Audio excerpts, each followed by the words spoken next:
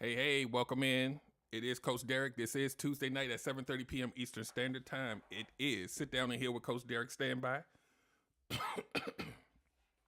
Stand by.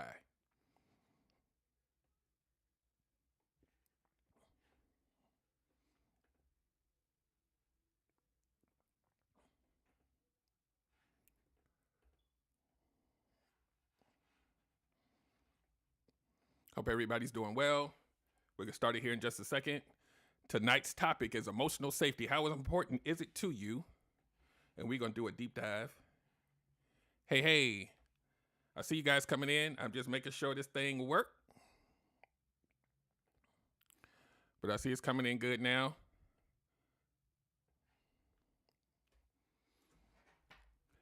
Welcome in. Hey, Cosmic, what's going on? Come on in, y'all. We're going to talk about this in 2 seconds. I'm just making sure everything is populating to where it needs to. YouTube and TikTok at the same time. Let me verify that TikTok is TikToking, and we are going to get busy with this. So give me just a second here, and we are going to get this show on the road. But I want to make sure my TikTok folks can see me too. And they can. So we are good to go. What's going on?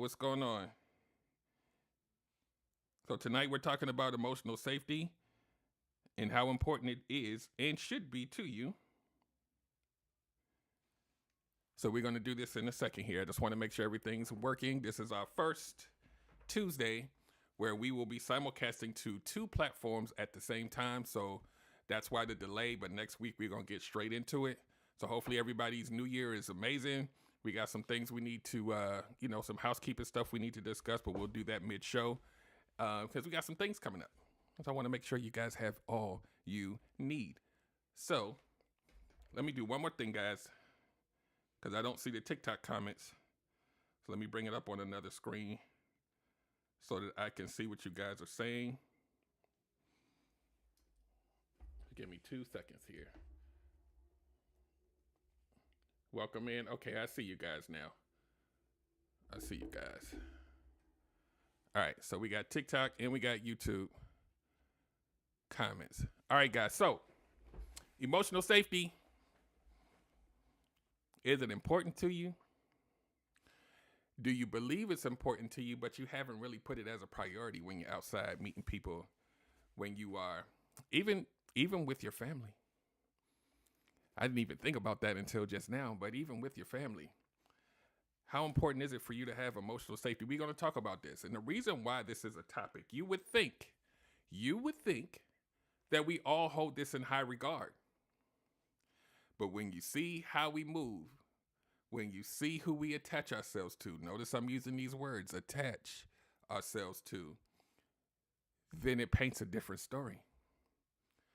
It paints a story that may be 180 degrees from the person that you think you are presenting to the world.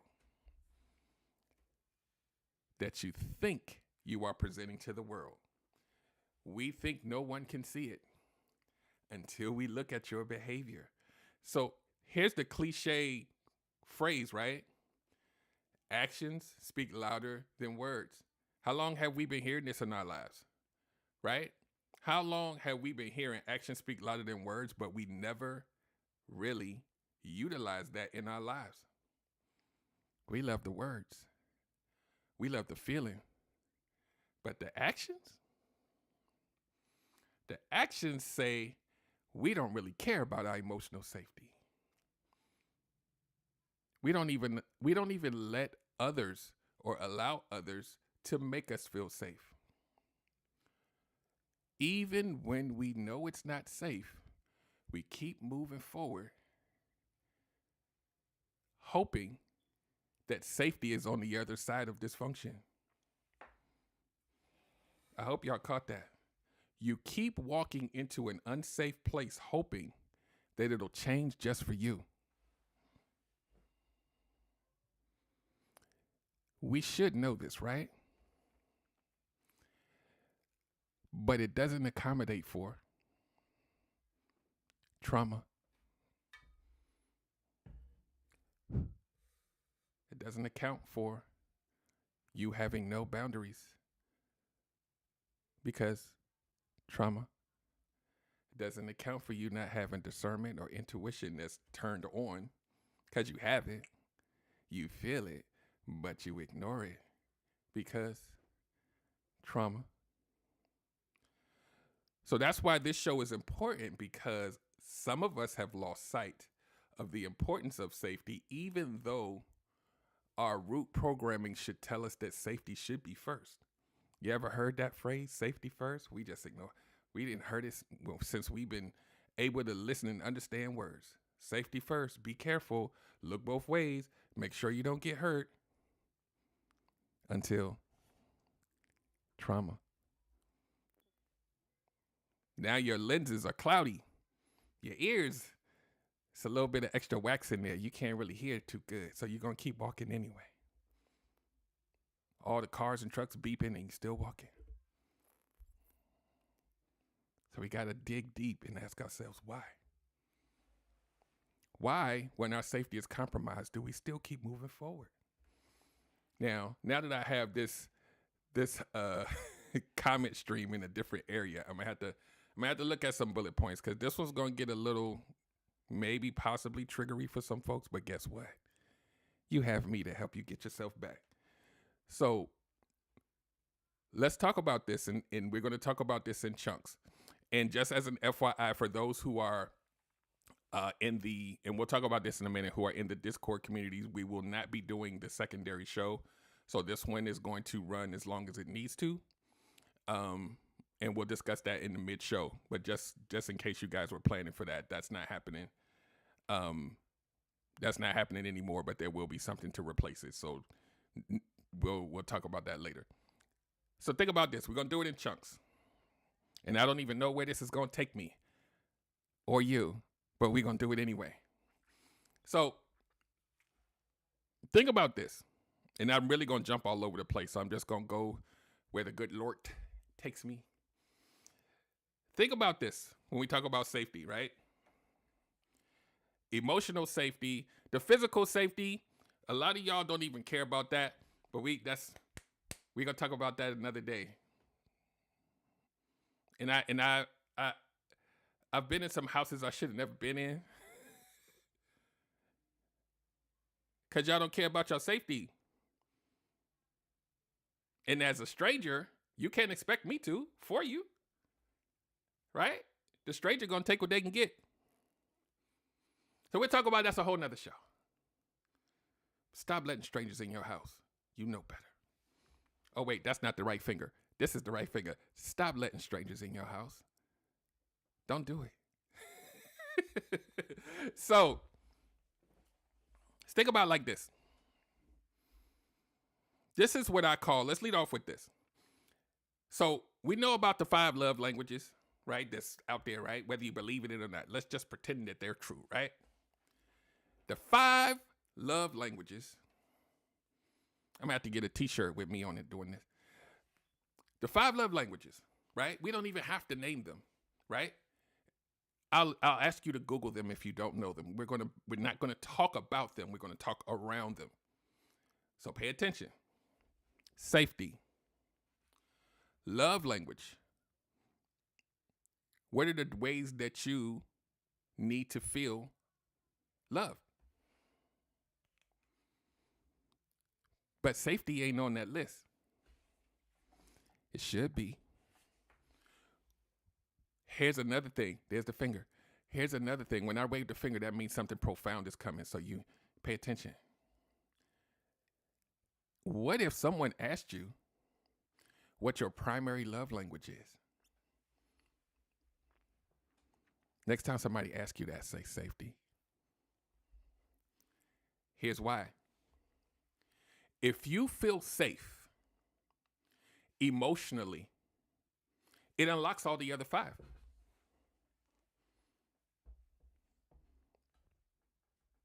Think about it. You should need that first. But you don't. You rush right into the physical touch because it feels good, right? Somebody give you a gift, it feels amazing. But are you safe? Now, this is who I'm not talking to because I know the comments are coming. I'm not talking about people who get gifts because they're trying to manipulate people into getting what they want. I'm not talking about you. I know you're having fun. I'm not your judge, but stop doing that. Safety as a love language means that person has to take into account how you feel. They need to be empathetic to the things you're going through to make you feel secure enough to stay there. That should come before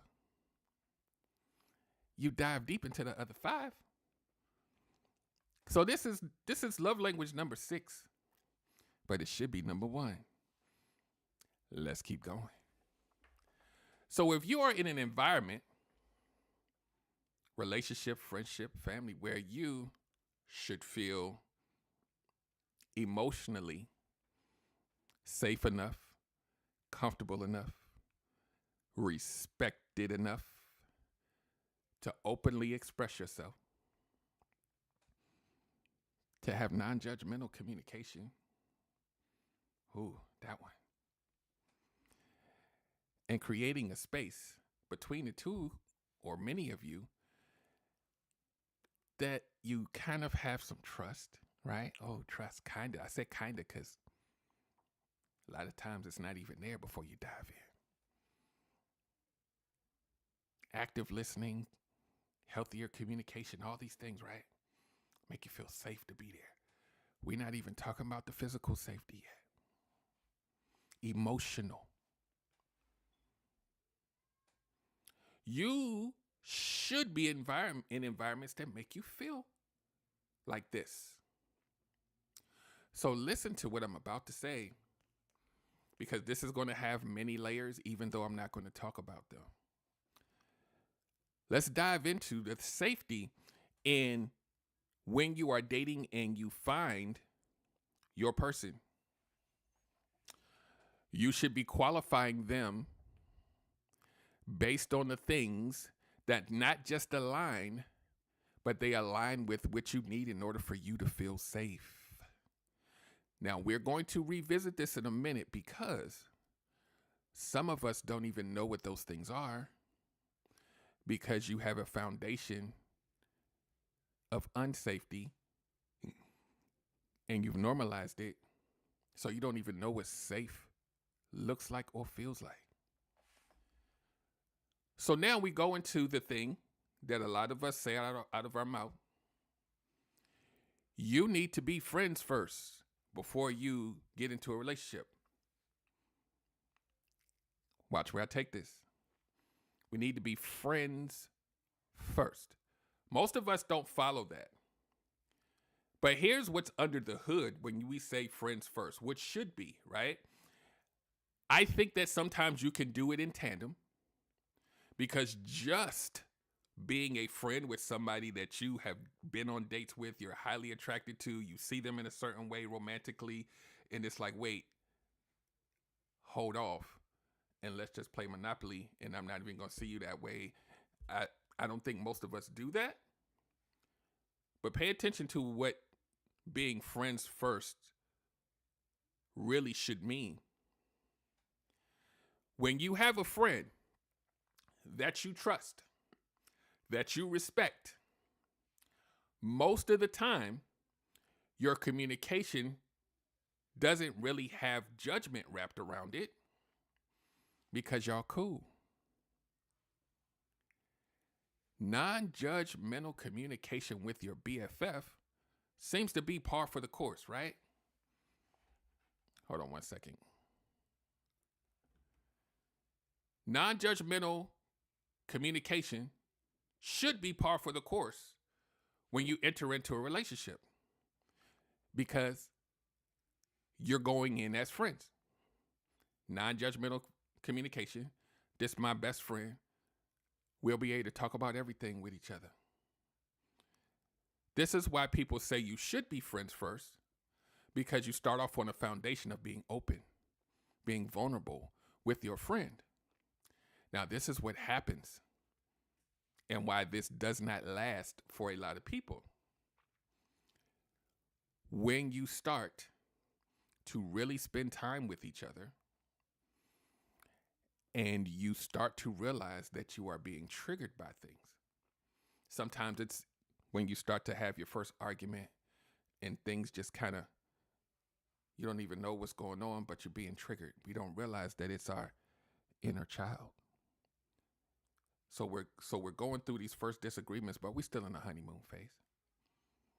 But that thing that triggered you from the other person that you didn't address starts to chip away at the non-judgmental communication that you established as a friend. Because it didn't feel good, you start to avoid it. When you start to avoid it, you start to back away from the tenets of the things that you established as a friend, because now you no longer see them as a non-judgmental partner. You see them as highly critical. So now you start to hide your feelings.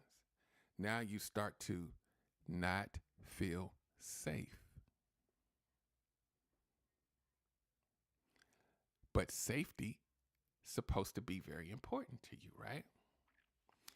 But what we do when we don't feel safe because we don't want to leave is we make it okay in our head and we keep moving. Being unsafe emotionally. Now, at this point, it's your fault. Your brand new BFF, as the kids say, has become your op. But you have to pretend that it's okay because you've made a commitment. Now your commitment lacks safety.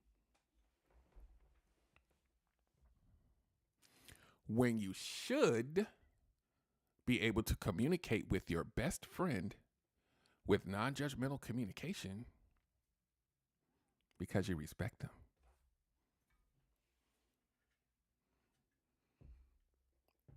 We're gonna go a little, just now that I don't have to finish in an hour, we're gonna do this tonight. I hope y'all ready. So now, over time,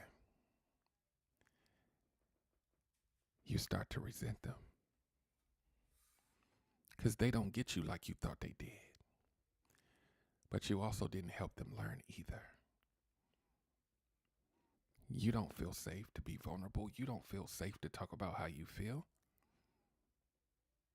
What happened to the safety? What happened to the number one love language? What happened to being able to communicate with your best friend? Your inner child got slighted and you took it personally. But they can't see you hurting. They have to see you happy. So we're good. Oh, it's nothing wrong. I'm good. Ladies, when we see that,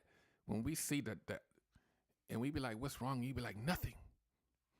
I don't know why y'all do that. Something ain't right. Right? But a lot of times, you don't feel safe to even talk to them about it because you know it's probably going to have a reaction from them that you experienced before. Safety.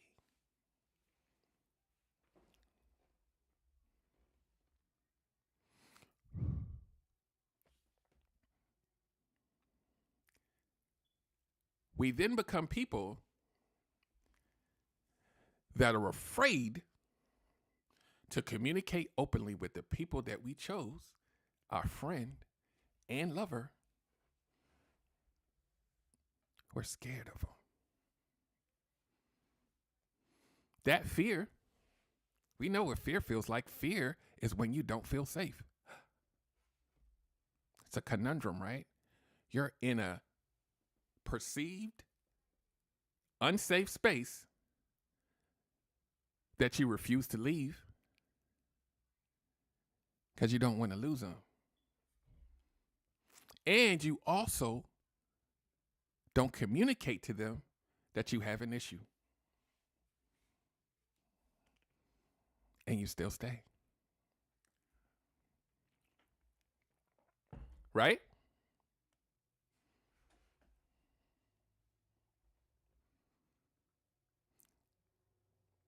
Safety. Or is it? See, I talk about this a lot. You believe that you are safe emotionally because outside of you it's quiet. You've made it quiet. You have made it quiet on the outside of you because you chose not to engage and solve. But on the inside, there's chaos. So are you really safe? Remember, at the top of the show, safety first. Safety is the first love language before you unlock the rest of them, right? It's gone. And you've been in a relationship for 3 years now. It's gone. So then you have to ask yourself this question. How important is safety to me really? You knew up front that you needed it, but you was willing to give it up because you did not want to advocate for yourself. So this all comes from a place. It's not the partner that created this in you. It was always there. Partner might have been the one to unlock it, but it's always been there.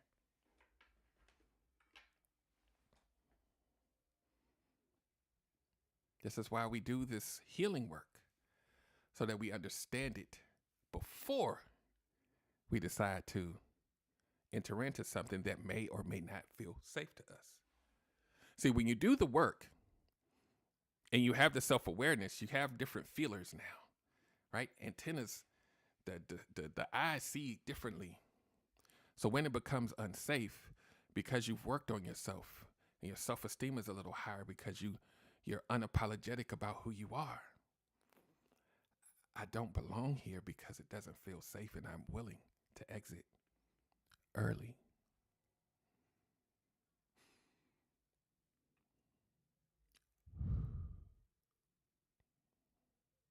But we can't because trauma. So keep on not working on it. Those ghosts are going to chase you forever. So I'm not here to scare you, but I'm here to scare you.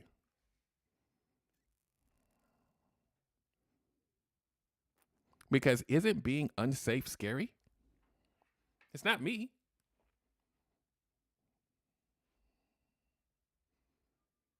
Right? Being unsafe should be scary, right? Or is it familiar? Right? So we talk about emotional safety, right? Because I done took y'all to a place, right? Think about this. We talked about being friends first. We talked about what happens. Let's do something tangential to this when we talk about friendship first, right? Yes, I said tangential. It's okay. Breathe. So let's talk about vulnerability in friendship. Friends don't really judge you, so you feel safe to talk to them about stuff. You meet your partner and you become good friends. And you feel like you could talk about everything until you go through all the things we just talked about. So then, When you get to that point where you're not voicing your opinion, you're not getting resolution in the conflict, remember I said friends. Remember that. Earmark that word, friends. Think about it like this. We have gone seasons of not solving the conflict. You've held it in. You have not advocated for your concerns or your pain. It builds up over time. Maybe there's a little resentment because they don't get you, because you didn't speak up. You want them to get it for you, right? You want them to read your mind. Watch where I'm going. Then after so many seasons of avoiding conflict and not solving the issue, it's not that your partner is cheating on you or anything, but then you ask people, I don't understand why they like hanging out with their friends more than they like hanging out with me. They didn't used to be that way. Remember what friends offer. Non-judgmental communication. You lost it. Ouch. So it doesn't mean that it's right, but it's human. See, we all have things that we need to purge. The question is, where are you going to do it? Coping mechanisms. It's human to want to cope. But where do you feel safe coping? There's that word again. Where do you feel safe venting? Where do you feel safe talking about how you feel? And if your question is, not with my husband, not with my man, not with my girlfriend, they ain't the one, I can't tell them. You got to ask yourself why. And I'm not talking about specific things. I'm talking about everything. Why? How did we get here? That friendship, that non-judgmental communication, the closeness we had, where did it go? Why do I not feel safe? Because I know I need it. So now I got to figure out, how do I create safety in an environment that I'm afraid to talk in? Because if I leave, my abandonment issues are going to swell up all over again. I got to stay now. Where's the safety? Now, here's the caveat, and I'm just going to repeat this. You feeling unsafe is a prison that you created. You did it. It's hard to hear, right? You did it.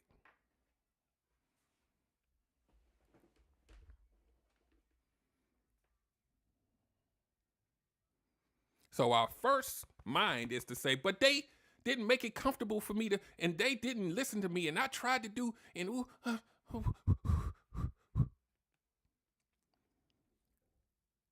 how long has this been going on, and why are you still there? If it's impossible. Now who we looking at? A hostile environment, you can choose to stay or you can choose to leave. What part of you can't leave?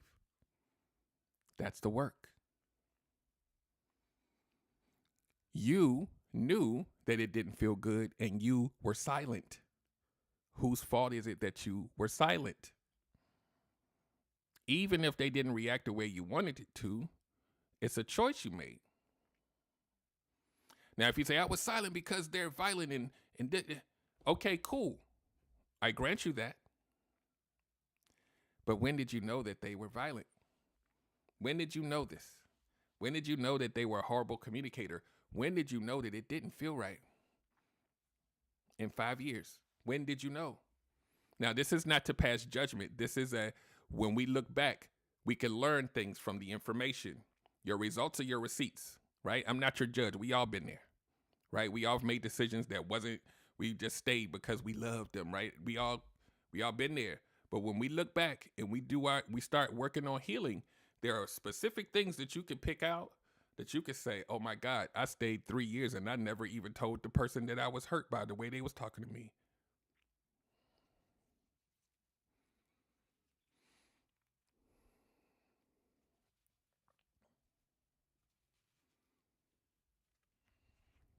So there's a comment in the chat that says, what if you did say things and nothing changed? Right? I'm not even going to read the rest of it. You chose to stay. Right? It's a harsh reality. We want to make people be the way we want them to be instead of just allowing them to be themselves and you move around when you need to. We can't do that because we have attachment issues. So we stay.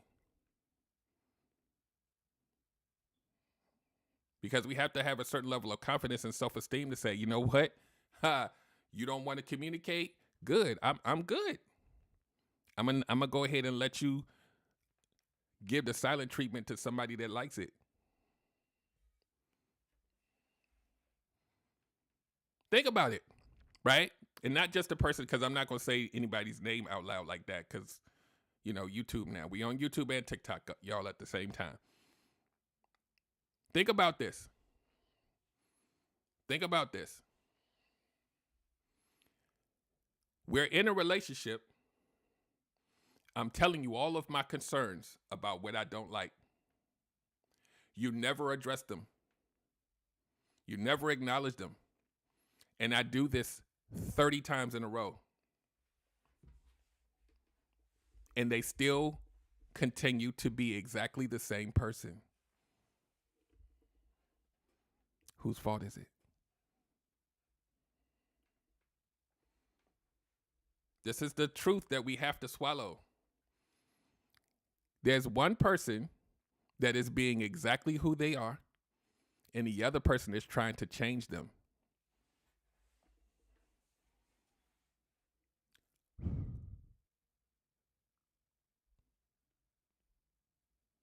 Behavior, whether we like for it to be or not, tends to be very consistent or inconsistent. Either way, you could see it. You could feel it. What are you going to do about it is the question. This is us moving forward because the past is the past and we did some things that we definitely knew we shouldn't have did. But moving forward is where I speak from because I'm a coach. We move into where your goals should be for yourself. When we go through this 30, 40, 50 times and they're still the same person,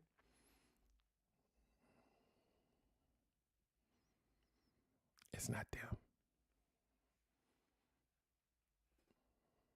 See, here's the thing. And I tell you guys all the time. Most of the things that we would complain about, the communication is horrible. You're triggered by them all the time, every day. And they don't change. It shows us where we need to heal from. As ugly as it may sound that you met this person that's just not this and not that or whatever, and you can't deal with it, but you still stay for years, now we have information that we can pick apart and say, you might have a wound here because the alarms went off and you kept going. Right? You on the sidewalk and the thing say don't walk and you still go and you see the sign in front of you. There's something going on here where you say, you know what? Don't really give a damn if a car hit me. We'll figure it out. It's really the choices that we make. Now, there's a potential that you may not get hit. But the odds are not in your favor. This is why healing journeys are so hard, because we have to look at what we do. Take away the pain. What did you do to get there? But why are we not talking about them? Because they're not the one healing. We're going to get you straight. right? We got to work on you so that you do not keep going when that light says stop.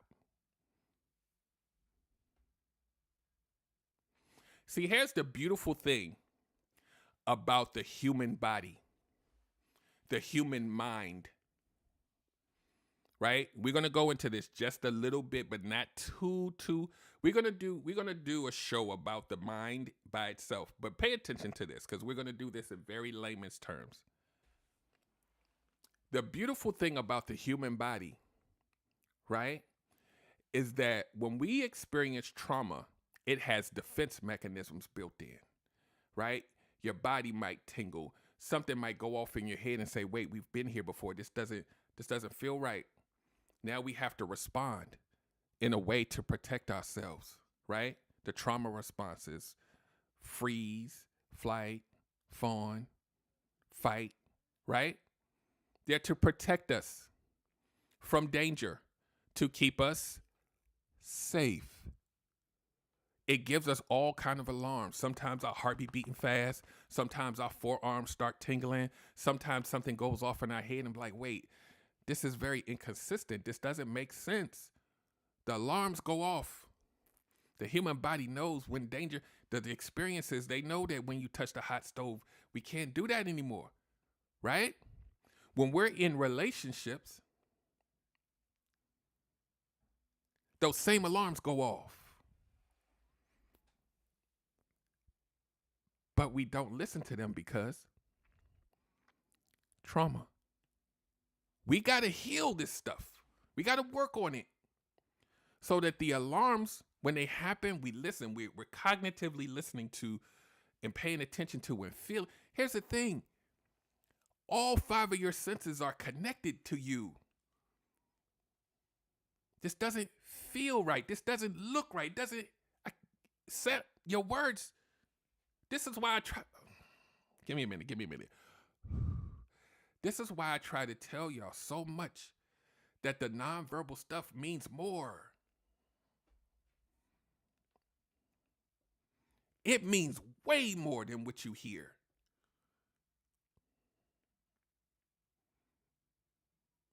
And our body and our mind knows it's not right. We have to work on this trauma because, in these childhood wounds, because all of those senses go numb. Think about it like this. You know how when people lose their sight and they're like, all your other senses are going to be heightened, right? If you lose your hearing, all of your other senses, a lot of your senses are going to be heightened because you've lost one. What happens when none of them are turned on? As it relates to your emotional safety, you don't have anything to lean on. And this is why you are afraid to date again. This is why you're so afraid that somebody's going to hurt you that you can't even talk to people no more. Because you don't trust your senses anymore. Because you feel like someone has taken it away from you. Think about that. How can another human being take your senses away? That's something you have to work on. So when you come to coaching, it's like going back into the gym and building up those muscles in those senses. So that when you build up those muscles, right? And somebody throws a 20-pound box of issues your way, you be like, so? Oh, here come a 30-pound one. I've been training. I ain't even got to catch the next one. Here it come. It's gone before I even have to lift the weight. I don't even have to carry it anymore because I see it coming. I hope y'all caught that. You see it coming because your senses are back on. The unhealed version of you doesn't have them. That's why your boundaries are missing. That's why the narcissist keeps saying, you're the one.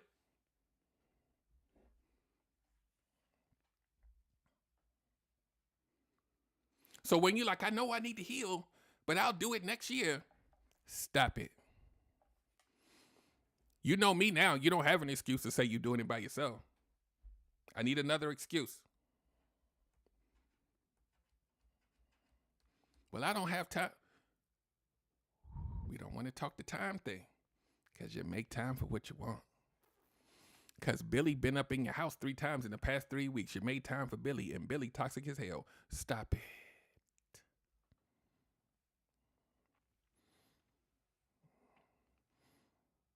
Stop it. You have vices. You made time to go to the casino. Don't do it. Your healing journey should be top priority for you. Like, because you will just continue to complain. Who wants to do that forever? All these people treat me like crap. Oh, I always end up with a narcissist. Always. These are absolute statements that you are projecting for your future. How can you project a whole gender 5 years into the future? They're going to do something. Something's going to happen. They're always bad. I'm always.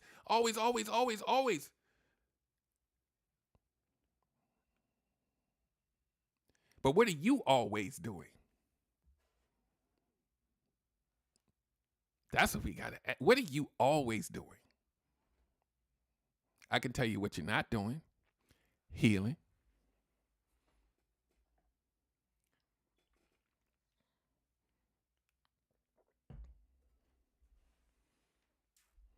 I get passionate about this stuff because I want y'all to understand and know that fear that you have, the feeling of being unsafe, does not have to exist in your body when you are living your life as your true, authentic, self-aware self. I wish somebody would try to come and mess up my peace. I wish somebody would try to come and do something that's going to hurt me for 3 years straight, and I'm going to sit there. I worked on myself. You don't get to come in here and mess that up, and I done put this work in. Sir, ma'am, lose my number. I know we only went out on 1 date, but that stuff you said, I'm good. My abandonment wounds, I get them now. Like, no. I'm not going to keep chasing you and I'm the woman. Sir.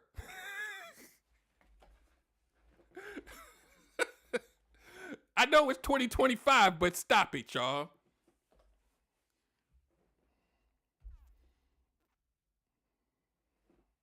I know some of y'all like to chase these men out here, and I know it's an old school thing, but stop. Please stop. It don't look good on you. Get another outfit. Like, I don't. Breathe, Derek, breathe. I don't want this healing for y'all more than y'all want it. But I think I do sometimes, right? So let's talk about this real quick before we finish the rest of this, because I don't even know if I'm looking at my bullet points anymore. I haven't even looked any direction to look at them anymore. Y'all got me riled up. I want this for you guys. So because I want this for you guys, and some of you have seen the post, but there's a boot camp coming for this specific purpose on January 16th at 7:30 p.m. It's on Zoom. And I've priced it so that y'all can't even make the excuse on price. Just this one time. It's $10 to get your seat. Now, the purpose of this, since y'all making resolutions, is to put your resolutions below your personal development and your healing.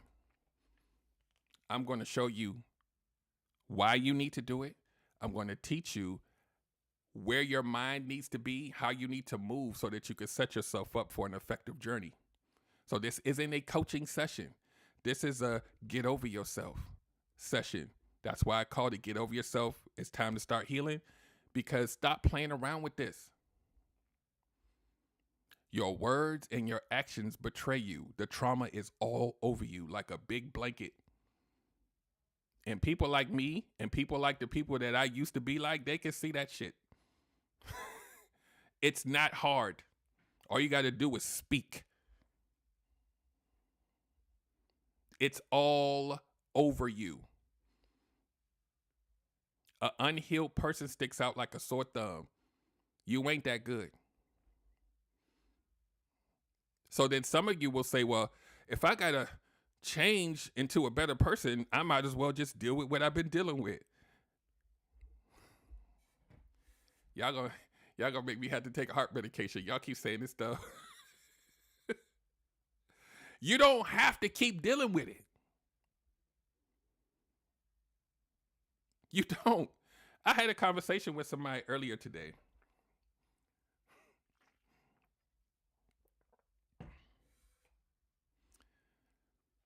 Let me see, how can I say this?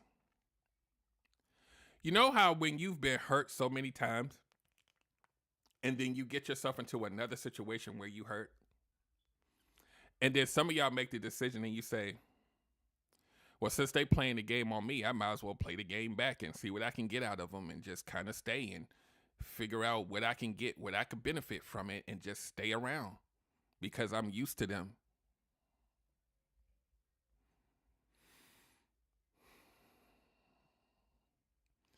Emotional safety. You don't get a prize for revenge.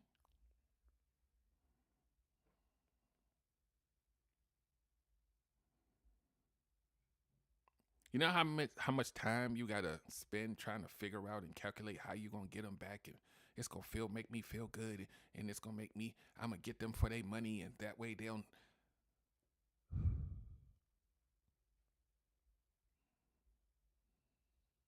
You don't win. I know. I'm sorry. There's nothing that you like. It's personal to me, so this is my opinion. You don't win a cookie because you're like, well, they cheated on me, so I slept with his brother, or I'm gonna get. Matter of fact, I'm not gonna get him back. I'm gonna go out and meet other men and make them pay for it too.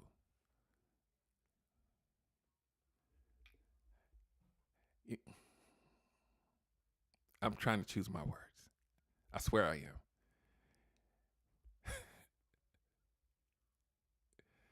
Now, I'm going to say something. And I won't necessarily say it's gender specific. And we will do another show. You see, I'm closing my eyes. I'm like, Derek, please don't say the wrong thing. Please don't say the wrong thing. And we're going to do a show that may speak about this. I think I might have already done this show, though. You know, when you make strangers pay for something that your ex did, that you are inadvertently creating the new version of the villains that you hate?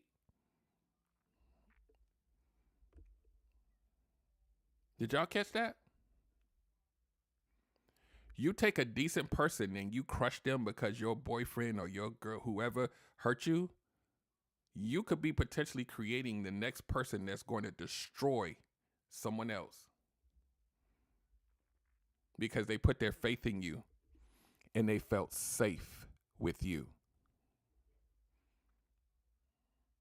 Emotional safety, you took it away from another human being.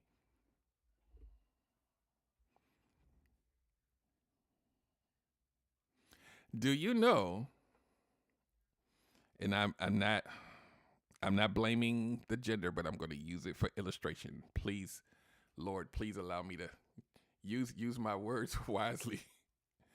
Do you know how many of these men out here, ladies, that have become the most horrible human beings because their safety was ripped from their body? And now they are your villains. Because we don't have the tools to recover from it. Because we're supposed to be strong.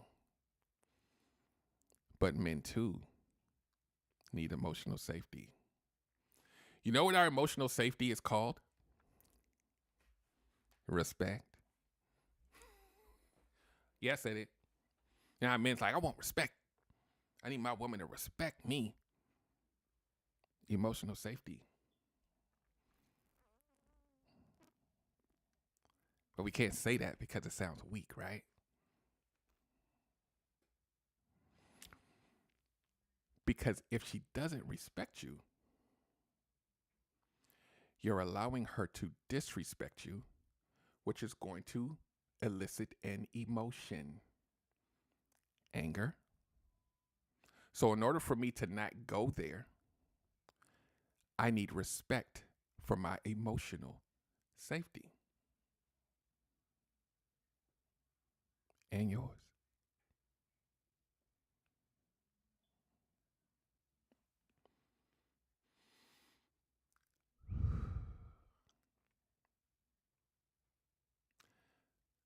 So let me do one more thing here.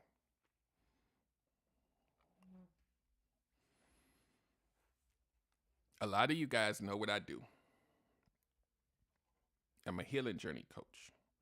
We talk heavily about inner child, shadow work. And you know what the biggest tenets of shadow work is? It's taking that younger version of yourself that's on the inside of you and making them feel safe.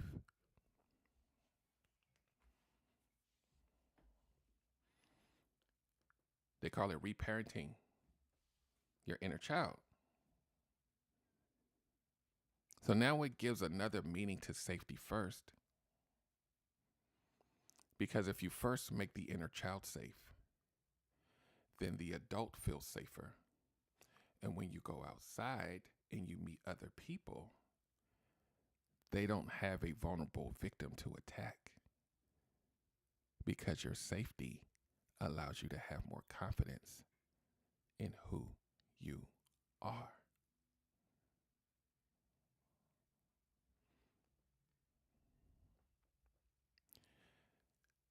See, here's a nugget for you. Here's a nugget for you.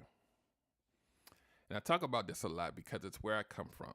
I'm not proud of it, but it's where I come from.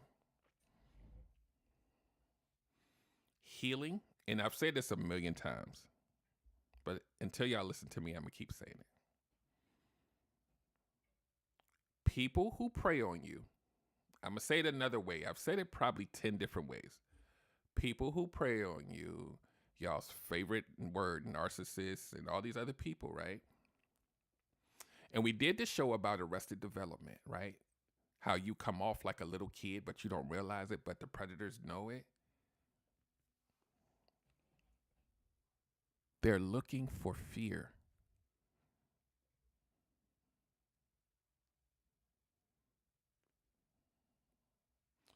They are looking for you to forego your safety.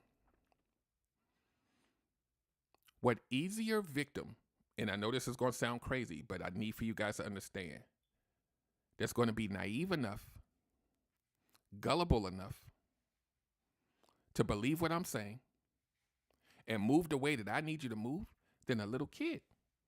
They don't have a fighting chance. So I'm going to look for the little kid in you to exploit. So the adult version of you can shut up and let me have my way. So how do I find this naive, gullible little kid that's afraid to be abandoned? How do I know who you are?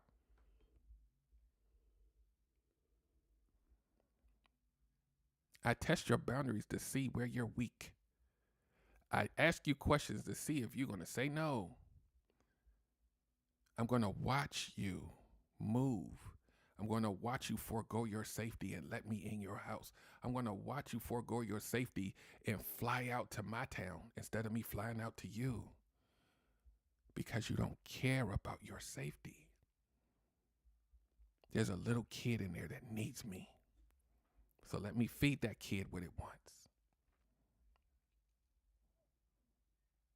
You know when we find out who that little kid is? In week 1.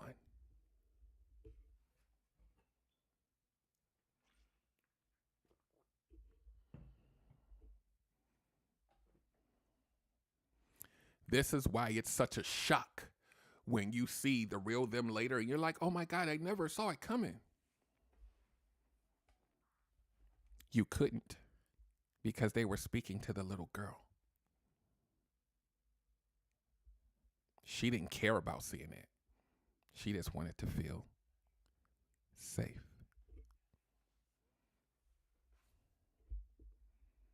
But not safe in the conventional sense.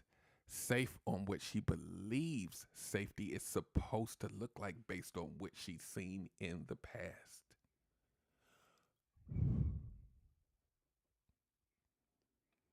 So if I embody even something dysfunctional, but the little girl thinks it's safe, you're going to love me.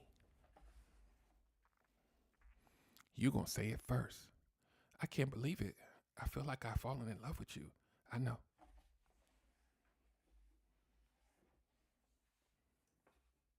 I know.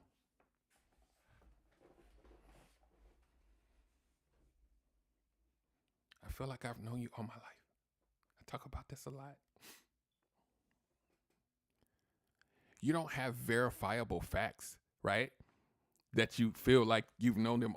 All you have is a feeling. And guess what you do with that feeling after 4 hours of talking? You already trust me. That was easy, right?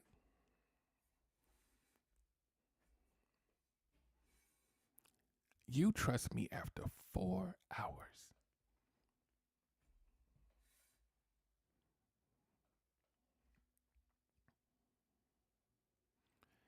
That says a lot about you.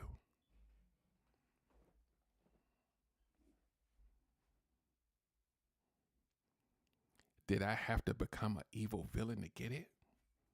No. Did I have to look like a narcissist? No. All you had to do was just talk.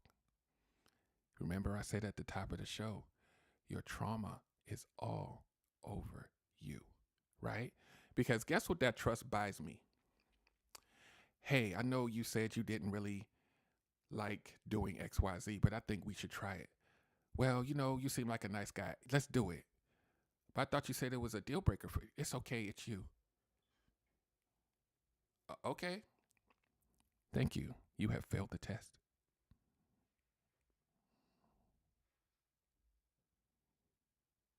I hope y'all.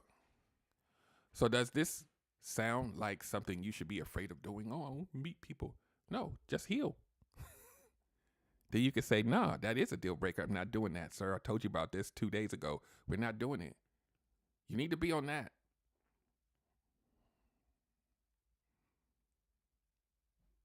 Because I said what I said. Now, why are you trying to push me past my boundary? That's the question. But you won't ask it. You know why? Because trauma.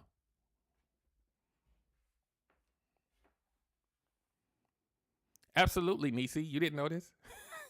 I'm joking, but I'm not. Yes. See, here, let me explain to you what I mean by this. I'm not trying to scare you guys. I'm trying to empower you to understand that you need to understand who you are so people don't play in your face too long, right? Let me explain what I mean when I say they find out on the first week, right? Let's say that I peg you the first week, right? I found your weakness, but you don't even know that I've been listening to you like that. Let's say I figured it out. Now what I have to do is exploit it in order to get you in my web, right?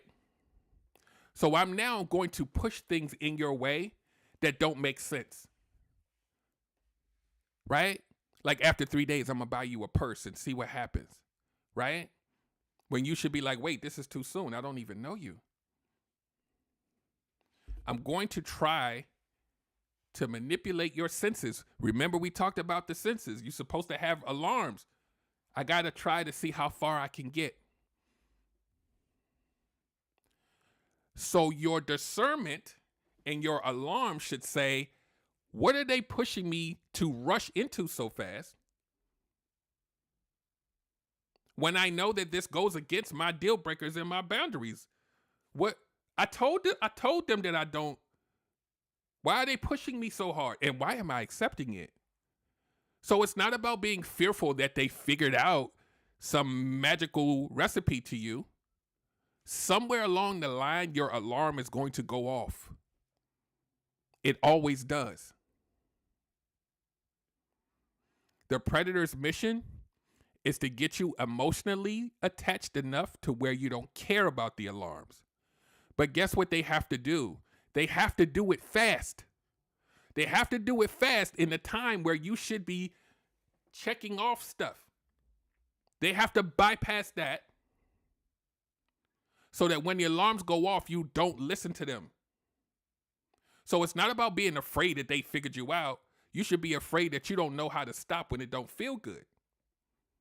When you know stuff is inconsistent and you're like, well, maybe they did get stepped on by a giraffe and his foot got broke the ankle and then that's why he didn't show up on time. No, it don't even sound real.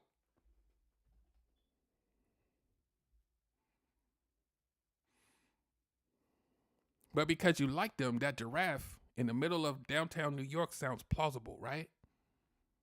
Just walking around and they found you and it hindered you from being, stop. See, this message that I'm giving you tonight is not one of fear, right?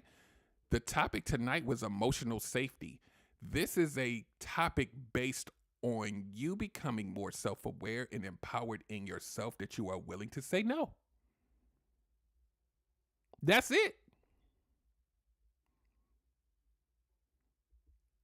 How many times have I said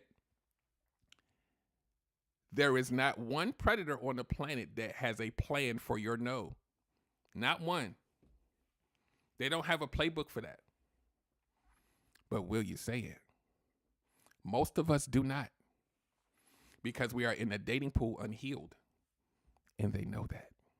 So let me tell you something about players, right? Players know, we'll just say men who are players, but we know that there are women too. But let's just use this for an example.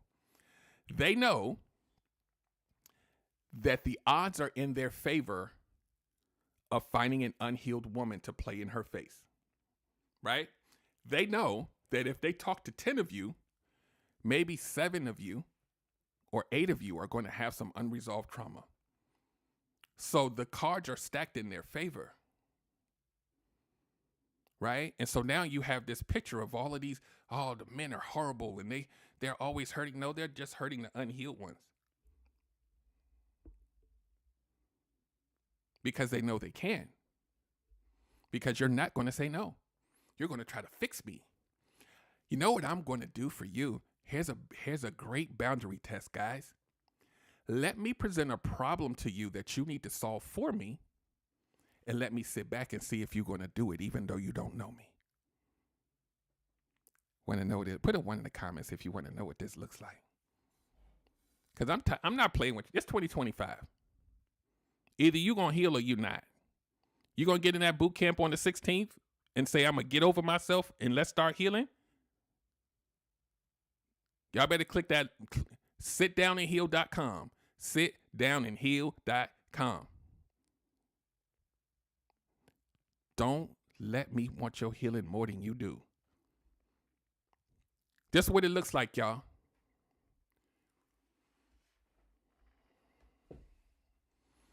Let me put on my. So I really enjoy the conversations we've been having, and I think you're amazing. I'm just hoping that my experience with you will be a little different, because a lot of times in my past, women have taken my kindness for weakness, and I just don't like people playing with my emotions like that. So I'm trying to move a little more careful, and I'm hoping that you might be that one. Insane. Now you get off of this and you're like, I don't want to be like them. I want to show him the right way. I'm going to be the one to change his mind.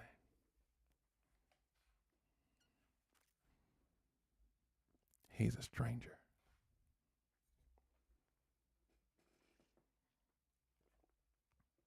You're not obligated to do that. Nor do you even know if it's true. There's a lot more information to gather. Hey, I hope you're not one of them type of people that cheats and stuff, because I've been through so much. I'm trying to get back on my feet, man. Like my dog got ran over and my son not doing well in school, and I'm just trying to pay this electric bill, and then everything will be good.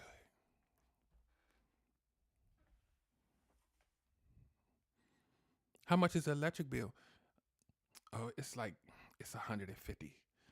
So do you mind if if that's all you need? It's a test. Y'all ladies do it too. Don't get it twisted. I done met y'all too. When this happens early, it's a test.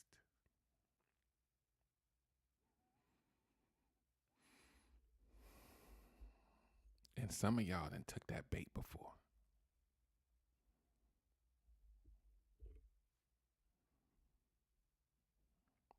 See, the reason why this works is because men are supposed to be strong. So if you run into an entity that's supposed to be strong and they look broken, it's going to enact something in you that's part of your root programming, which is to be nurturing. I want to help. They know this. This is why narcissists look for empaths. It's in your root programming to help, to nurture, to care.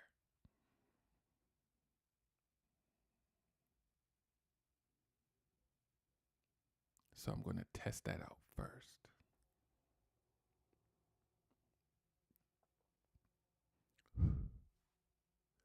And when you show me that you're willing to do the most for me without even knowing me, I got you.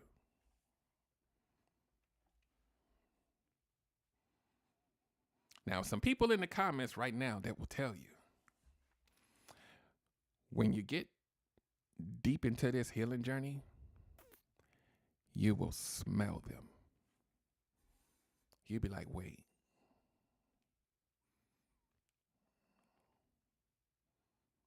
I have boundaries now against this more healed version of me, and this feels like you're trying to rush me into something that I told you I wasn't ready for. No, thank you. You telling me things and calling me sweetheart and baby and boo, and it's only been 7 days. You trying to get me to want to hear that so that I nullify my bound? Why are you calling a stranger baby? And why do I like it?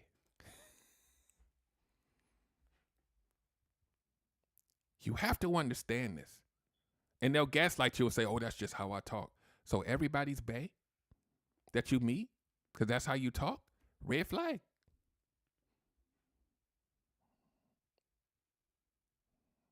We didn't say cutie, we said bae. There's a certain connotation that comes along with that. It's supposed to scramble your mind.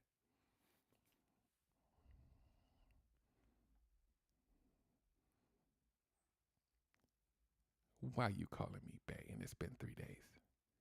You trying to rush me into something, aren't you? No thanks. Stop giggling about that shit. It's a test.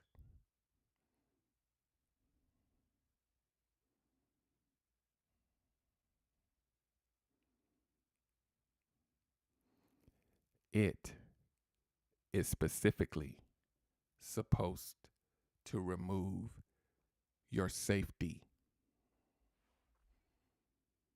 So if you do not care about your safety, it will always work.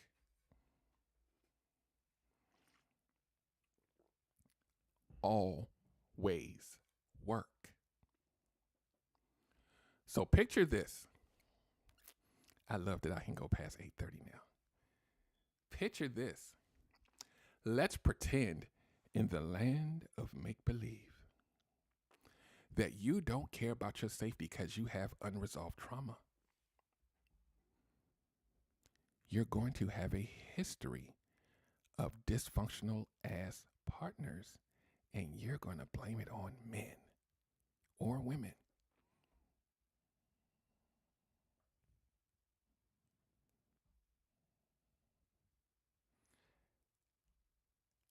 We can blame it on the men and women who are looking for toxicity, but you'll blame it on all of them. But when we do a report on your history, we will find that you forewent your safety every time.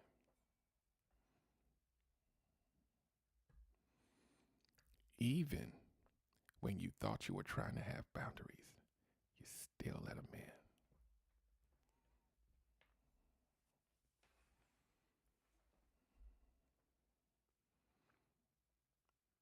Not because you thought they were safe, simply because you liked them. That's it. That's the bar. Like is the bar. Like will purchase your boundaries in 2 weeks. Bought and paid for.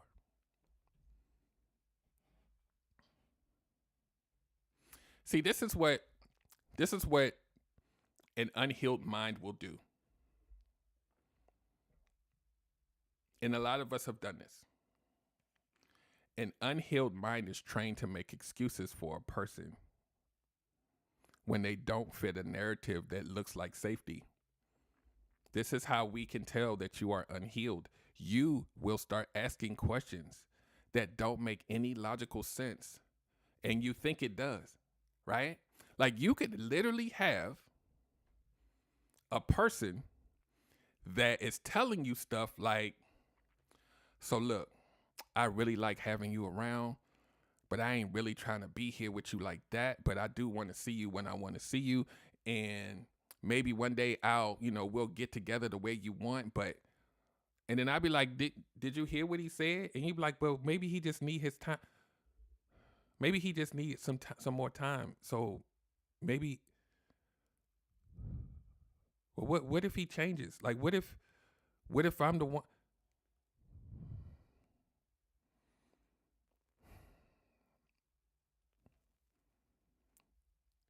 And then he'd be like, how can you tell that I have trauma? Oh, I don't know. Remember earlier in the show, we talked about senses not working? You thought that this was a valid question to ask me. Well, what if he what if he said he doesn't really like me like that, but what if one day he falls in? How many times somebody gonna tell you they don't or show you they don't like you before you be like, you know what, they really don't?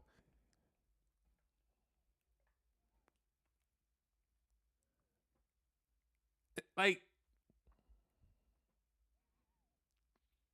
now we got to put a thermometer in your mouth and measure your self-esteem level. And don't get it twisted out. The low self-esteem crew, been there. It sucks.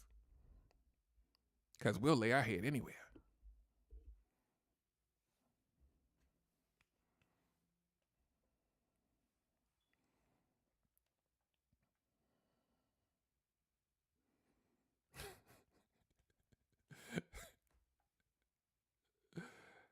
A wise woman always told me, people are not going to give you 2 times. You're not going to give somebody 2 times to give you their ass to kiss. We can't. I know this is tongue in cheek because trauma, right? We're going to dive in and think it's going to be whatever. See, when you get coached by me, especially when we move from the healing to the relationship stuff, I'm not going to allow you to let this happen. I can't. And the reason why I can say that with a certainty is because the playbook that these people play by, it only has a couple of things that it can accomplish. It's only a couple of ways that you can really get played. There's a workshop for that. It's called How to Catch a Predator. Predatory dating. But y'all, it's okay. It's in there. There's only a couple of ways. Let's say, let me paint a picture for you because I got time. Let's say there's 10,000 ways that someone can play you. It sounds like a recipe for you to just stop dating, right? Let's say there's 10,000 ways that you can get played. You know what? Let's bump it up. Let's say it's 100,000 ways that you can get played, right? Let's say there's 100,000 ways.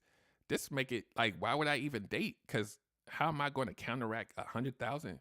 That's crazy. Like, that means they have the option to use any one of those 100,000 to get to me, and I don't know if that's a safe bet. But let me paint a picture for you on why the way that I coach you based on human behavior, not them, right? Because we can't predict them, but we can definitely predict human behavior, right? So what it really looks like is this. Imagine a funnel, right? So it points down like this. It points down like this. There's a funnel. In the upper part of the funnel is the 100,000 ways they can play you, right? But you got to go through the bottom spout, which is really small. In order for them to get you through to the 100,000 ways to get played, at the bottom of there is them being emotionally attached to you. So if you can control who gets access to your emotional attachment, then the 100,000 ways look real small now. The funnel explodes. It doesn't mean that they won't try. It doesn't mean that they might not get to a certain point, but you control access. At any given point, you could say no. The funnel explodes. They do not have a game plan for no. So if you are self-aware, if you are a more healed version of yourself with healthier boundaries, not around your trauma, but around the healthier version of you, they got to put you through that funnel, and you have boundaries around who gets emotionally attached to you. Plan destroyed. That's what I train you on. I don't play around with this. 99% of players have to get you emotionally attached first. Unless you're super traumatized and you just jump out there and be like, hey, play me, and I want to play the game, cool. I'm not talking about you. All of them have to get you soft and mushy in order for their plan to work. They have to emotionally attach, because if they're emotionally attached, then your boundaries dissolve. But what if you learned and trained yourself, or get trained to deny access to people who don't align with your safety precautions on your emotions? They do not have a plan for you.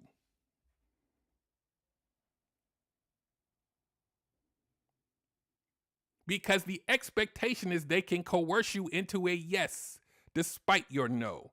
Stand on it because you've worked on it.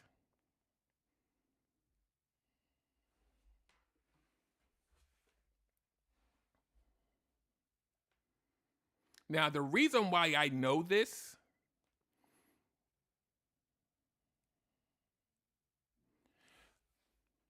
a lot of you guys who interact and engage with me, right? Let me paint this picture for you. A lot of you guys have a big respect for my brain and its ability to calculate, analyze, even to the point of OCD, right? I'm a tactician when it comes to human behavior. I see things that you can't see. I don't need to hear your whole story to know how to fix you, because my brain is always doing this, right? I'm always looking at how you speak, what you say, your voice inflections, how you move, what your eyes look like, what's making you smile. I'm doing all of this. Imagine a person like this being a player, a manipulator, narcissistic traits, and they meet you. You don't have a standing chance. It's impossible for you to defeat a person like this when you're sitting on trauma. You will not ever. The only qualifier is that you like me. If you liked me, you're done. Because I got all of this going on. So what I give you as a coach is I teach you how to defeat that person. If you could defeat that person, the rest of them don't mean shit. They not moving this fast because they never had to. because it's easy to get y'all. So I'm going to take you 10 levels above some of the best. And I'm going to teach you how to counteract that so the rest of them shits fall. It's your emotional attachment. It's your safety that they chase after. Not you, the person. We can all get that. But if I get your heart and your attachment, I own you. That's why so many people out here like narcissists, because you got owned.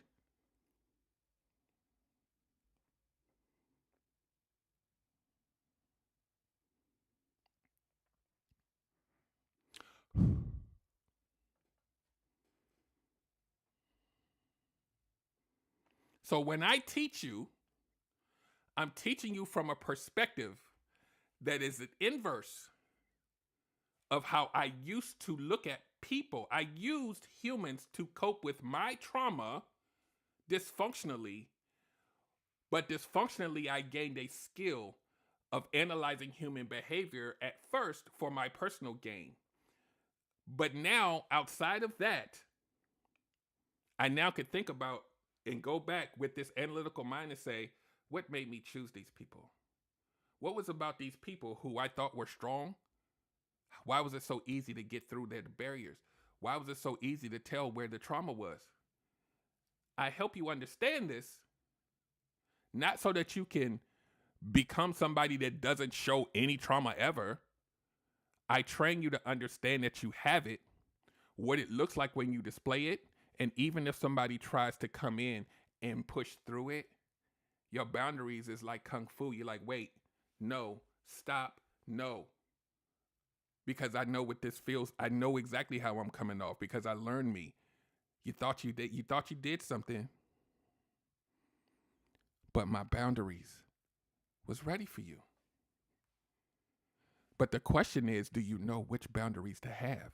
No, because you have not learned to understand yourself. That's why they don't work, because you're showing up as a version of you who is not ready to stand on them. So it would appear out of the clear blue sky that everybody can play you. And you might be right. But every person that claims that they got played over and over and over and over again, I can show you trauma.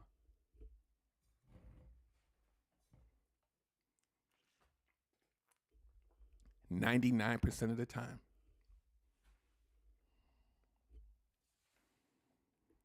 Well, I didn't see it until after the 10th year. Stop it. Stop. If you didn't see it, you felt it. How do I know this with a certainty? Because you're human. Especially if you're a woman. Your intuition, they be doing this thing. It's in a manipulator's job title to make you not believe it.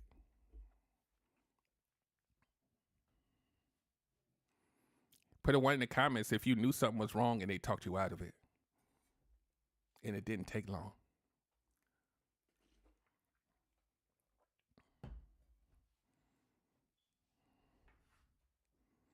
They took everything that you knew to be true and they turned it on his head because you liked him. Wait, y'all will say you loved him. That's why love is the cure-all, right? Right? I love him, so it must be true. I must be crazy. That gaslighting be on 10,000. You be like, I can never reach them after 9 p.m., but they say they get off of work at 8:30, and then they got a 30-minute drive home, but then they say they would sleep every day for the past year. But wait, if they had a 30-minute drive and they get home at 9, they can't be asleep at 9 too. Well, you know, I be working hard, and when I get home, I just, but you said that I was the one you wanted to chase, and you wanted me to be your girl, and you couldn't just text me and say, so, nah, I'm busy. Okay.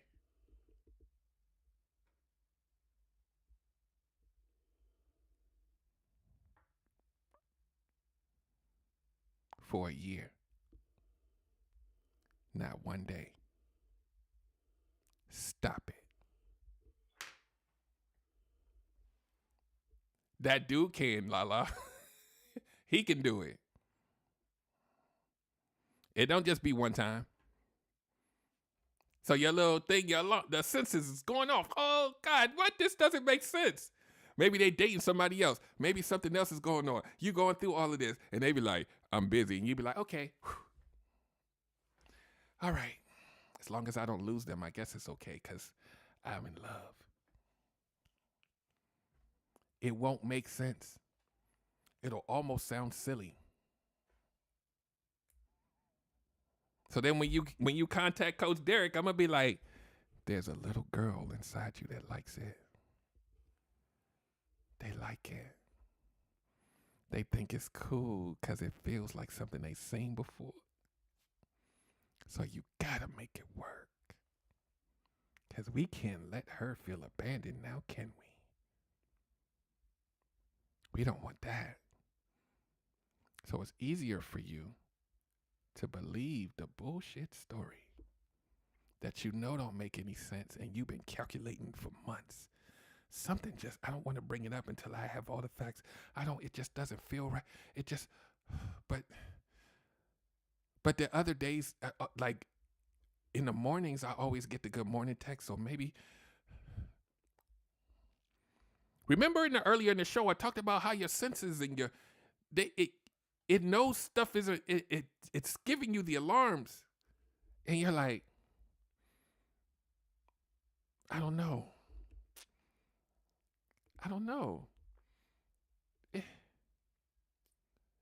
He could fall asleep at 9, even though he walks in it's a 30-minute. Now you're still doing the cat. Maybe he said he's busy. Okay. And then 3 years later,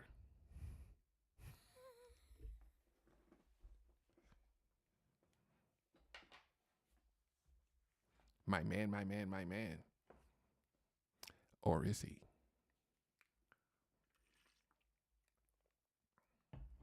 Well, he said he didn't like titles either, but I do want to be a wife.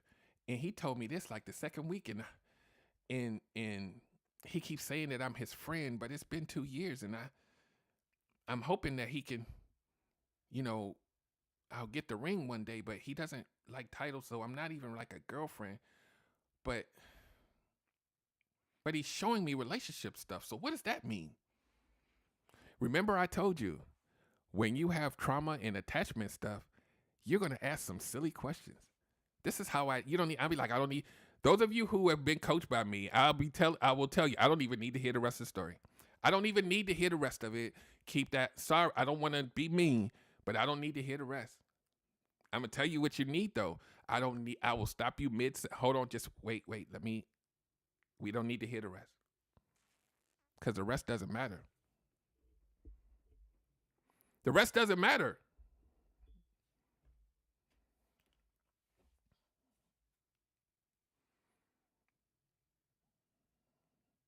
There's only one diagnosis for this. You don't want him to leave. So now we got to figure out why that is. Now we got to dig deep into this healing journey because there's something in you that can't leave.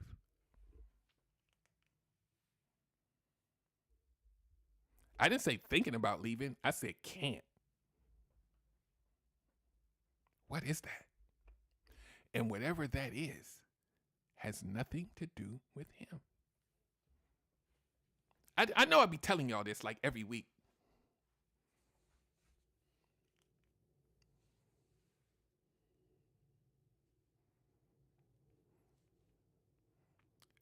Right, Ortemiga? See how I did that?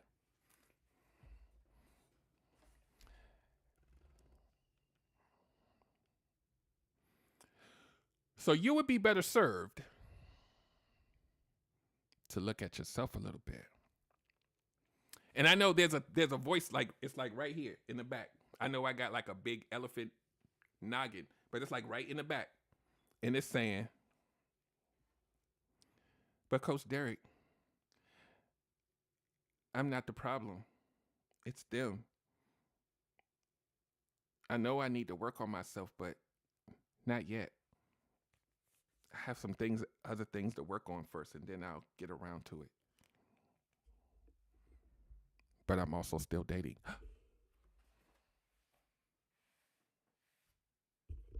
You're doing what? Yeah, because I feel like I just need to have some. Didn't we just talk about attachment and abandonment? You're still dating. How's that working out for you? I don't. Y'all know people who've been around me or who've been coached by me, I will tell you, don't date until you are cleared to date by me if you're under my coaching. We're not playing. Stop it. You can't even have a little friend. You can't have none of that until we finish through this process. And you know what y'all do? But coach, can I just, just like go on a few dates and like meet people, but not like be a girlfriend? And can I just have somebody? And I'm like, and this is why you have an attachment problem, because you can't be by yourself. You just proved my point. Stop dating.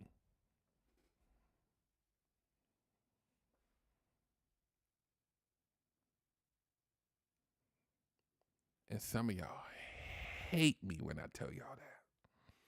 How he gonna tell me I can't have somebody to come tighten me up a little bit when I need it? How he gonna tell me I can't go out and get a free dinner?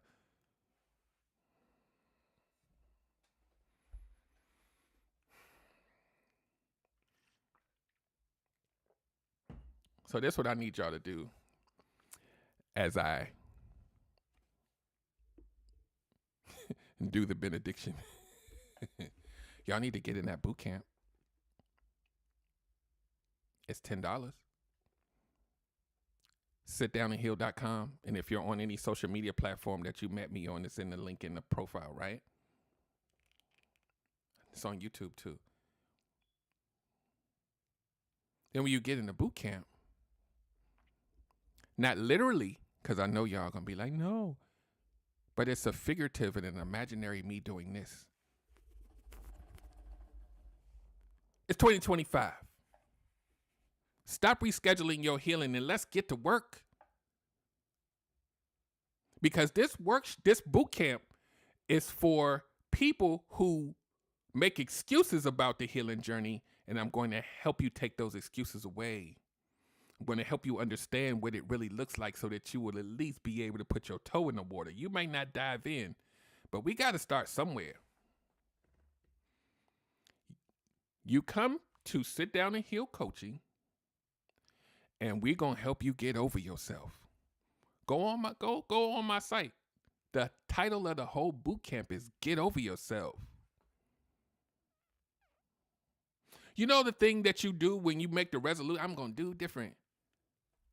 How about be different?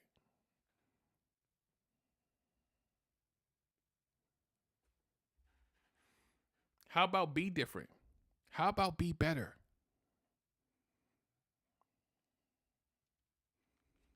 Hold on, I got like two different things going on. So Frosty, what I'm talking about is, okay, there's two scenarios, right? I coach people who are in existing relationships, right? And maybe you are in it and you don't want to leave, right? I will help you how to navigate within the relationship and still work on your healing journey. And sometimes at the end of your process, you may decide that you don't belong there, or you found some tools that will help you work on it and fix it, right? But people who are single and they're not in a relationship,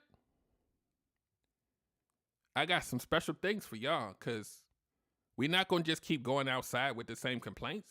We got to build some new habits and we got to get some new tools, because what you've been doing ain't working.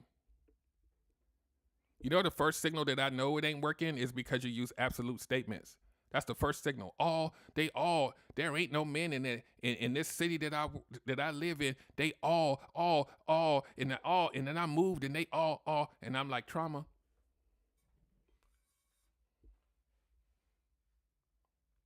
See, a single person who has had relationship trauma, who has unresolved childhood issues, will always pick from that. So if you always pick from that and you meet me, I'm not going to let you keep doing it. You're going to hate me for it because your root programming wants you to keep looking for the dysfunction. And I'm like, stop. Sit down and heal. I didn't name this that for no reason. Detox from your habits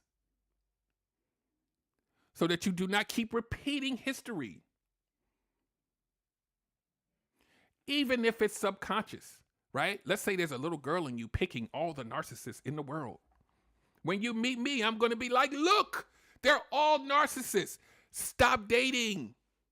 But can I, when you start doing a can I, well, what if I just had somebody that did the, no.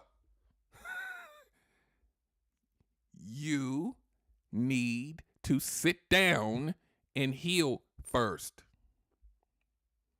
Because, see, I have an understanding of human behavior and inner child wounds and childhood trauma and relationship trauma.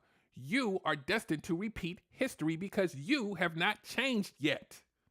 So, no, you're not allowed to have a little friend yet. Because here, if you come to me and say, I want a long-term relationship, we're not even doing little friends because there's no intention behind that. Now, I'm not talking about people who say, oh, I'm a certain age and I just want a companion. I'm not talking about you. Do what you got to do. I'm talking about people who are looking for something substantial, right? Y'all will sit with this little friend for 3 years and miss out on your blessing.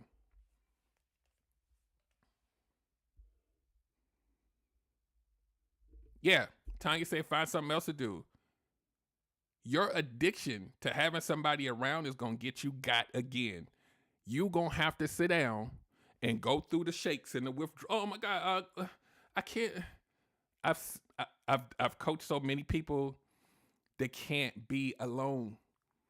Even if it's a stranger, even if it's, I can't.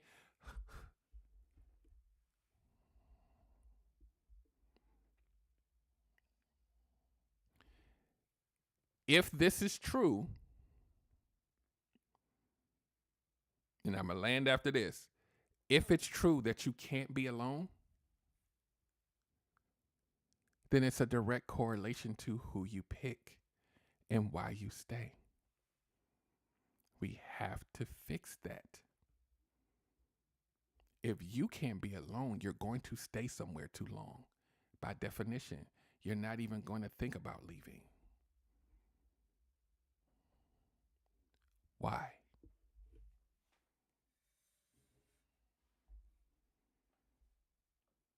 I told y'all I had to, I went through the shakes. Because I told y'all I had a spot that I could go to where I knew every Friday I could get a new number if I wanted to. When I started my healing journey, I was like, you know, I could easily just go to that spot and then I won't have to sit here by myself. And I was like, no, you don't even have fun there anymore. You're going to fulfill something that's missing in your life. It's not even about them. Stop. And I'm like, but that means I got to stay here and not like have a phone conversation with anybody. And I can't do, who am I without it? I've been doing this for so long. Who am I without access to my coping mechanism? You see what I did there? So then you have to ask yourself, what are you coping from? This is why the shadow work workshop and all of the other workshops that I have, they work in concert to help you understand this.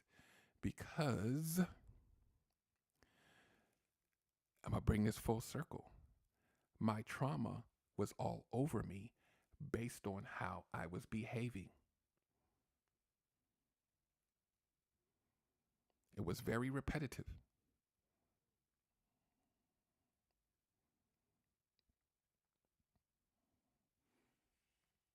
See what I just did there?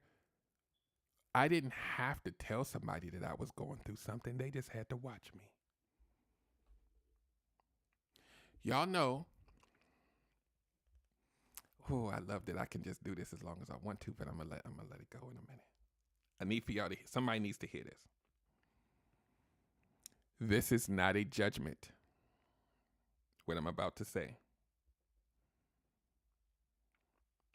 I'm not talking about an alcoholic, but there's something about a person who needs to consistently drink to the point where they don't even know where the hell they at. And when I say not an alcoholic, it doesn't mean they don't have. These are people that are doing it specifically, like when they have a bad week or when they're dealing with something with their girlfriend. They got to do it. And then it gets a little more than normal. And then you got to ask yourself, when you see them, they're like, oh, I'm just at the happy hour because I'm just trying to take the edge off. That's a hell of an edge. So if I'm your partner, I'm like, you going a little bit more than normal. How many edges are you? We're not talking about cheating. How many edges are you taking off and why? The behavior is looking like you're coping with something. It's a little bit beyond you just going to listen to music. But we don't see it in ourselves because we think we out having fun, but it's different. It's measurable. You can see it. Something's not right. Can trauma also keep people? You mean if you have trauma? You talking about if you're the one with trauma, Nisi? Clarify that for me. I think that's what you mean, because I have an answer for that, a real quick one. If you have trauma, a healed person will smell you coming, and they will definitely stay away from you. Ask Tanya.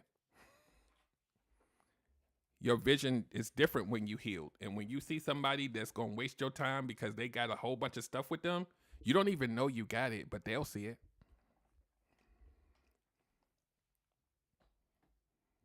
Not all the time, but it's not hard to tell. With healed eyes, you'll be able to tell somebody that has abandonment issues like this. You'll be like, why are they doing all that? Like, what the? I can't even move? Like,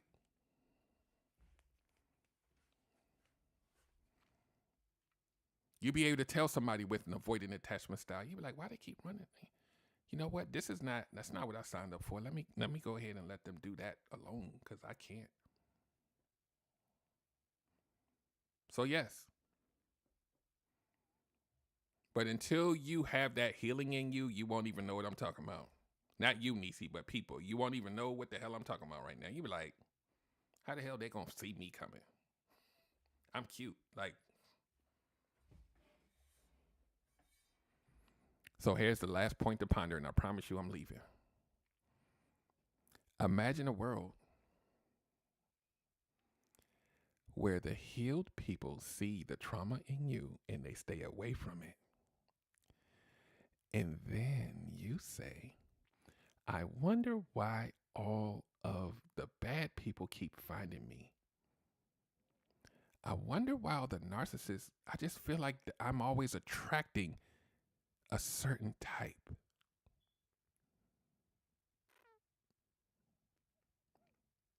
Think about it. In this play world, the healed people see the trauma on you.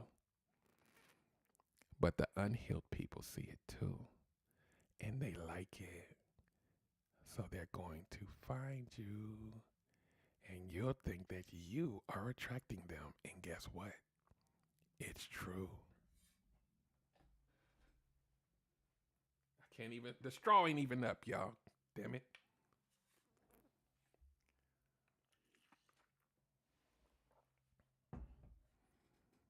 It's kind of true, right? So I'm not even going to expound on that. Just think about it. It's a point to ponder. It's a certain type. It's always coming towards me, and it's always the same. I haven't even run into a healed person I haven't run into somebody. You know, some of y'all have dating experiences where you never run into somebody that you go out on a date with and you're like, yeah, they were cool, but it just didn't fit. Like, y'all don't even have those stories. It's all trauma and tragedy. How does every single person that you would ever meet, and none of them are, you know what, I just wasn't attracted to them, but they're a nice person. You know what, I went out on a date and it just didn't feel right, so I went ahead and just let them go on their way. Y'all don't even have those stories. It's all despair and narcissists and tragedy, and all of them are like this. This is a pattern. It's not that you met them, but you kept going. It's a pattern. But then here's the other point to ponder. Most of the people that say this, they only been on 3 dates. Maybe 5. There ain't no good men here. That's why I don't need, these 5 people suck. And I'm like, it's 5 people. You better come get, if y'all not in that boot camp for $10, all of y'all, let me breathe. I'm going to breathe, Tanya. I'm breathing. It's affordable. It will give you the information you need if you were hesitant about moving forward with coaching, with me specifically. I am taking away your excuses for you. All you got to do is show up. I hear you. I ain't got it. I'm not ready. This going to teach you how to be ready. It's not going to hurt your pockets. Now what? The only excuse you have is that you're not available. Your kid got to go to a piano recital or something. Cool, you get a pass. Other than that, stop it.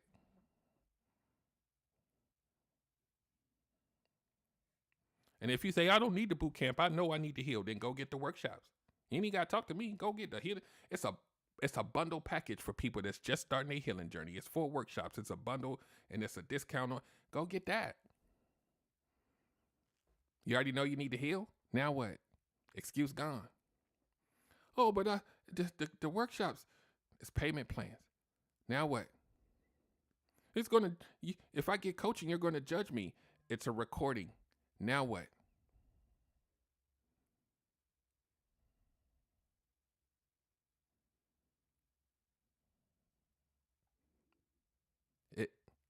Now what?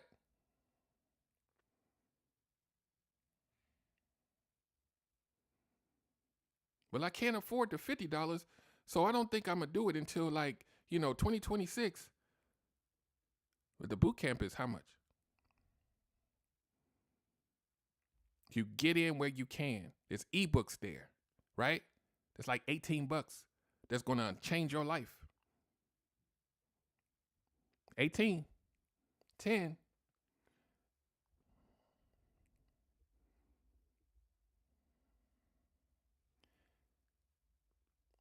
So I'm not telling you that you gotta do what I'm saying. I'm telling you, even if you don't choose me to coach you, that you need to do something. Find your little local podcaster if you need to, or whatever you choose. Do something. That's it. Yeah. There literally, when I say this, and I'm going to say this with my whole chest, I literally can't do any more. I can't do any more. So choose it or not, right? It's available to you. Some of y'all been listening to me for 6 months and they never looked at the website one time because you made assumptions. It's different here.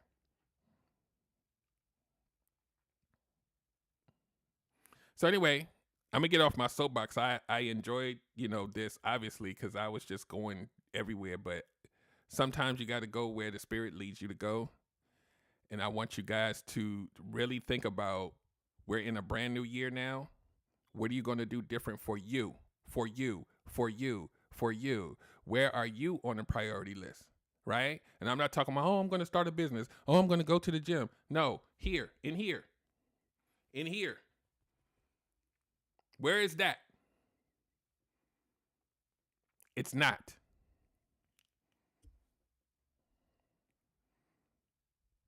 You done wrote down your resolutions. I'm looking for you to just screenshot and send me something that says healing journey on it. I'm going to continue healing, working on myself. It's not there for most people. There's a reason for that, because it's not a priority. Stop pushing it to the side. Stop rescheduling it, and let's get to, I'm here. In whatever capacity I can be, as long as I'm breathing, I got you. But you got to want to have yourself. So y'all have an amazing rest of your night. People on YouTube, people on TikTok. This was the first simulcast on both, and it's going to be like that in perpetuity. Maybe Facebook will be added at one point, but right now it's just those two. And we just going to keep rocking. Also, I am also affiliated with a free community on Discord, the Discord app called Mind Your Mental. That link is also on my page. If you scroll down, you'll see join the Mind Your Mental community. And there is a place that is almost like an attachment to my coaching, but it's an entity on its own. And there's several different coaches in there with different disciplines. And we help you with the accountability part. Maybe you find another coach in there that has another aspect of something you want to learn. And there's community and engagement there.